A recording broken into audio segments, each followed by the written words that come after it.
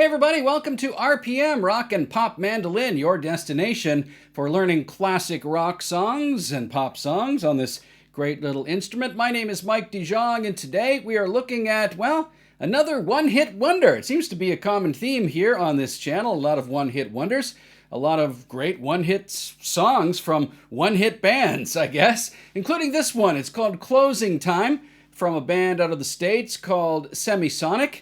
Came out in the late 1990s, you might remember it. It's got a killer riff and some really nice melodic patterns that are played on keyboards and guitar. And I can show you those melodic patterns here in this lesson. You can play all of that on the mandolin. So it's a really fun song to learn, a really fun song to play. Closing Time by Semisonic. But before we get into that, if you haven't yet subscribed to this channel, if you are brand new here, thank you very much for checking us out. We really appreciate it. But if you could, please hit that little red subscriber button before you leave us today. We really appreciate that as well. It helps our channel to grow. If you are returning to this channel for yet another tutorial, thank you very much for subscribing, and thank you for your ongoing support. If you'd like to support us a little more, perhaps a little bit financially, please check out our Patreon page and consider becoming a patron of RPM. For just a short monthly donation, you can access content there, videos and tutorials and things like that, that will not be available here on this YouTube channel. So please check it out, Patreon in the link below. But now let's take a look at this song from the 1990s by Semisonic. It's called Closing Time. Here's the mandolin version on RPM. All right, closing in on Closing Time by Semisonic here on RPM. It's a fun song to play. Basically just a few chords, like many of the songs on this channel. Many pop and rock songs are, well, involving just a few chords. And if you get them down, you can play these songs successfully. But there are a few little intricate parts in this song as well that you can also pull off on the mandolin. As I mentioned before, some piano and guitar lead parts that work well on this instrument as well. So let's look at the basic chords for this song. Well, the basic chords start off with G, and then D, then A minor, and then C. And that's basically it throughout most of the song, except for the bridge part. But they vary up the rhythmic patterns behind those chords. In the verses and at the beginning, they play a little more mellow version of it, like that.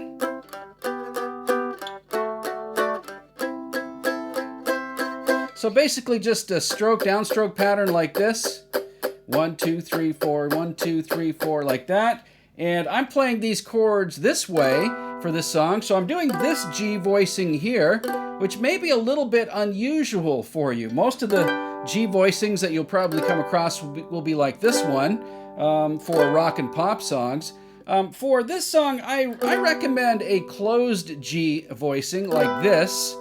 Because, well, you can just get a better attack on the more aggressive parts of this song, the choruses. I'll show you that in a few minutes. But first, here are the chords. Okay, so that's a G chord, and it's basically fingered like this, the 4th fret of the G string, and then the 5th fret of the D, that's your root, that's the G note there, 2nd fret of the A string, okay, like that.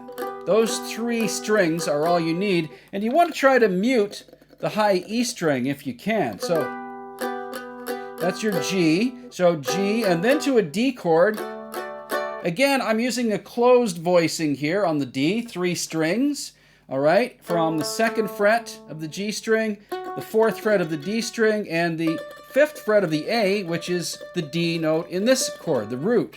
Okay, so first 1, 2, 3, 4, 1, 2, 3, 4. So G, 2, 3, 4, D, 2, 3, 4, and then A minor, 2, 3, 4 to C. All right, so basically there, I'm just doing an A minor here with your ring finger at the 5th fret of the G, and pointer finger here, 2nd fret of the D string, okay? And for the A minor, I'm leaving that A string open here. You can even hit the high E on this chord, it's okay. Like that. And then for the C, all I'm doing is pulling in one more finger, this finger right here, this finger, and I'm putting it right there, 3rd fret of the A string. So A minor. You see the difference there? A minor. So let's run through that again. G, D, A minor, C, G, D, A minor, C. And those are the patterns for the verses of Closing Time. Now, in the chorus of this song, the choruses, we use the same chords, but a different strumming pattern. And you use a lot of muted notes here, or muted sounds that require a little bit of technique. So I'll show you. You're going to go like this.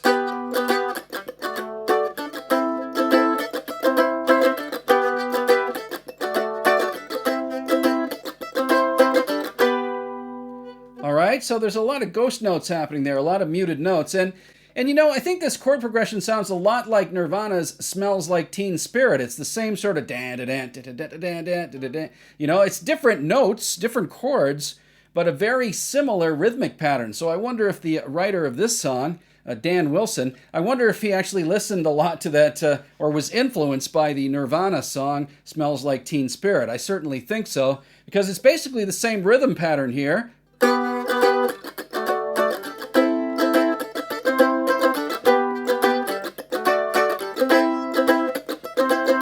Right? So what am I doing there? Well, G. So down. And then you're basically just pulling these fingers off the fretboard, off notes on the fretboard, and you're just dampening the strings, okay? Or damping the strings. Don't know what the term there is, but anyway, so you do a little bit of in between. So and you hit that D chord on basically the last part of that bar, like that. I'll do it slowly. Like that. So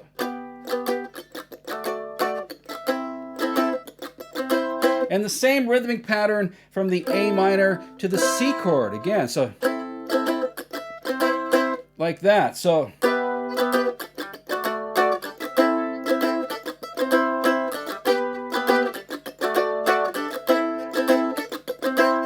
and again, as I said earlier, the reason I'm using closed chord voicings here is you can get that damping sound, that rhythmic sound, really easily by playing these chords. If you're playing it here, it's a little more difficult. I mean, you could still do it down there with the open chords, but it just doesn't sound, to me, as good. It doesn't sound as authentic to the original song like this. Right? You really want to get that aggressive.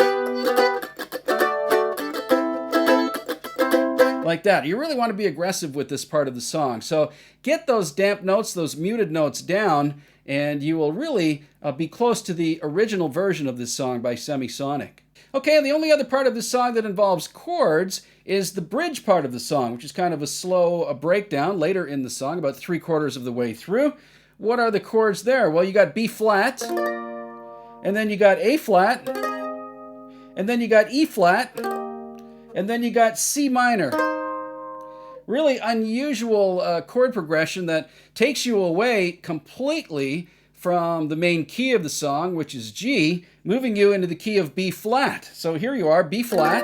I'm playing a B flat major chord here from the 3rd fret of the G string, and also barring to the 3rd fret of the D string, and then the 5th fret of the A, and the 6th fret of the E string. So that's your B flat chord there. Then you move it up a couple of frets to A flat, which is right here, which is first your finger is on the 5th fret, your pointer finger, 5th fret of the G string, and then this finger covers 2 strings. It covers the 6th fret here and the 6th fret here on these 2 strings. That gives you an A flat chord. So you got a B flat, and then to A flat, and then you're going to an E flat, like that. Okay, and that E flat chord is almost the same as the B flat. All you're doing is moving these 2 fingers up a bit, right? You're just shifting those up. You're keeping that finger in the same location, all right? And just move these 2 fingers from here to here. You see, that moves from B flat to E flat. Isn't it great how the mandolin works? And then finally, you end up on a C minor chord, that I just do as a 2-finger voicing down here. Okay, so 1st fret here of the D string and 3rd fret of the A string. That gives you a C minor chord. So during the bridge part, it just goes quickly like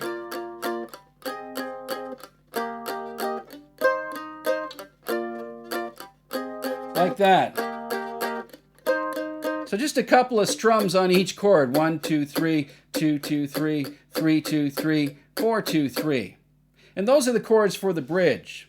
Okay, and another cool part of this song, another cool signature lick in this song, is this little piano part that you can play over the verses. So while the chords are going G, D, A minor to C, you can play this cool little part here.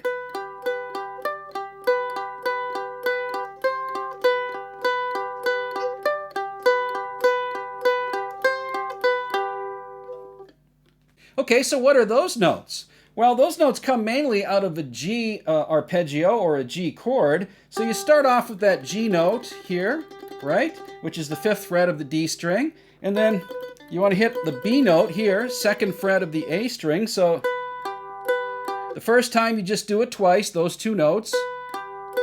And keep both of those fingers down, locked down together, so those notes ring out as a double stop. And they actually form part of a G chord, right? So really nice to keep them ringing. Try to keep this finger a little bit separate from this string here, so both of those notes will ring out. So 1, 2, 3, 4, and then you go up to this note here, which is a D, 5th fret of the A string, and you hit the D to the G note there. So these 2 notes right here.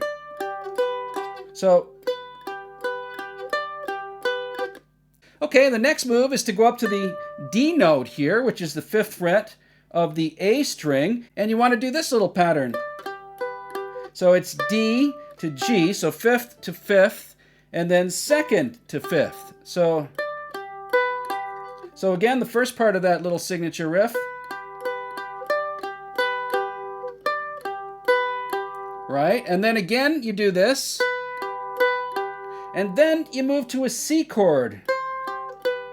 So you just shift that finger here from the 2nd fret up to the 3rd fret, which is a C note, keeping that ring finger locked down on that G. So this finger basically stays in place throughout this entire little lick. All right, so one more time from the beginning of this lick.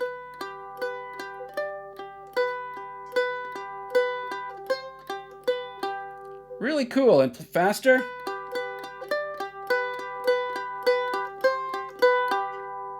All right, and that little lick is played throughout the song on the verse parts.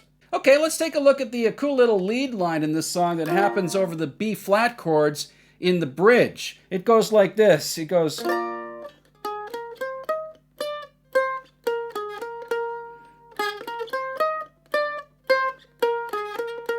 Okay, so what are those notes? Well, we start off with an A flat note, which is the 6th fret of the D string right here.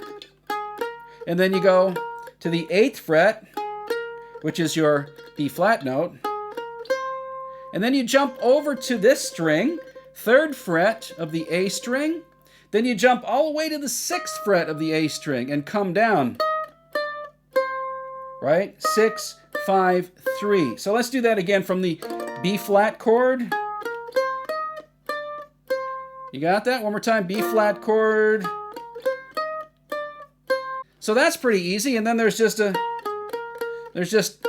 B to A flat again. So that's 8th fret to 6th fret to 8th fret again. So one more time, this little lick over the B flat section goes. B flat chord.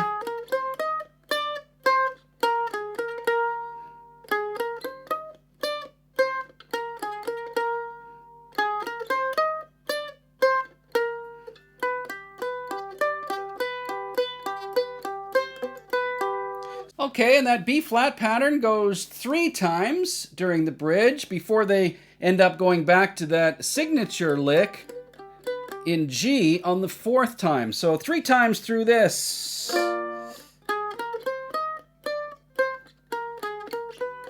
Then back to that little lick again one more time.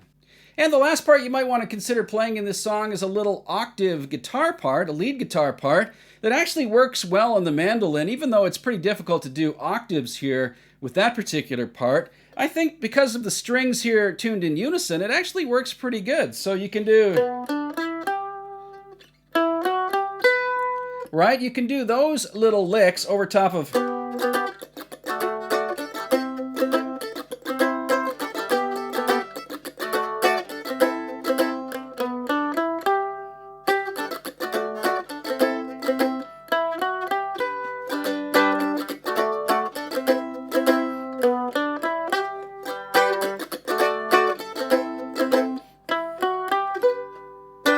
You see, you can do those little licks over those chords if you practice them. Okay, so I'll play the pattern for you in and around the chords, and then I'll show you what the pattern is. So it goes...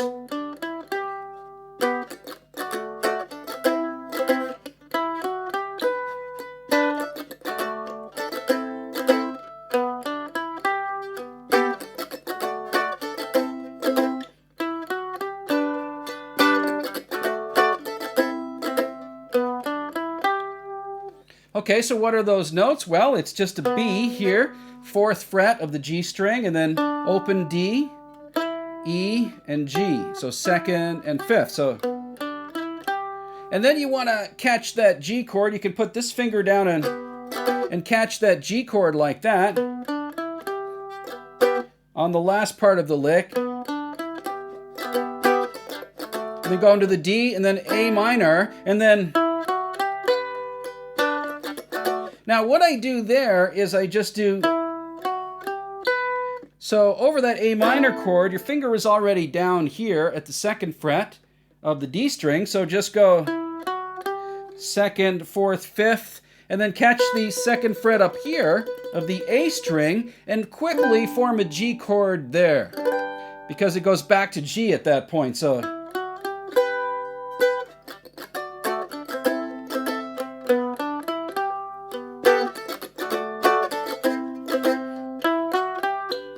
So one more time that lick goes.